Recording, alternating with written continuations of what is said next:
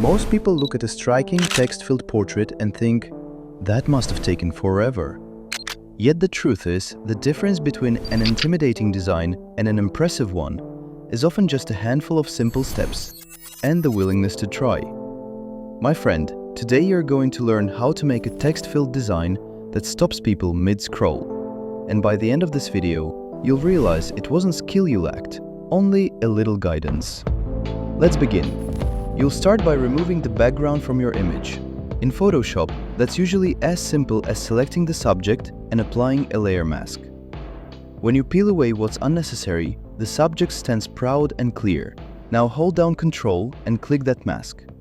You've just turned your subject into a perfect selection. Think of it as drawing a clean outline around what matters. Make sure you've got a selection tool active. Any of them will do. Right-click inside the selection and a menu will appear. From that menu, choose Make Work Path. Photoshop will then ask for a tolerance. Give it the lowest possible value. Precision here pays off later. With your path ready, grab the Type tool. Click inside that outline and begin typing. Your text will neatly flow inside the shape you created. Copy, paste, repeat. Fill the form with words until the design takes shape.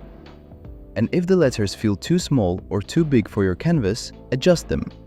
Refinement is part of the craft. Head over to your layers and create a smart object out of your layers. Now you have your subject behind the text silhouette, and things are starting to get interesting. Head to Image, Adjustments, Threshold. Slide that bar gently. Watch how the shadows and highlights transform your photo. Balance it until the details sit exactly where you want them. If your photo is on the darker side, don't hesitate to open up your highlight and shadow adjustments as well. Small shifts here can reveal details that the threshold control alone might bury.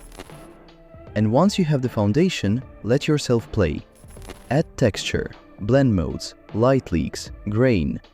Don't be afraid of experimentation. Creativity flourishes when you give it permission. By the time you finish, you'll have a text-filled design that feels polished, intentional, and unmistakably yours. Remember this: great design doesn't come from complexity. It comes from clarity, curiosity, and a willingness to take the next small step. And that's exactly what you've done today. Keep creating. Someone out there is waiting to be inspired by what you make next.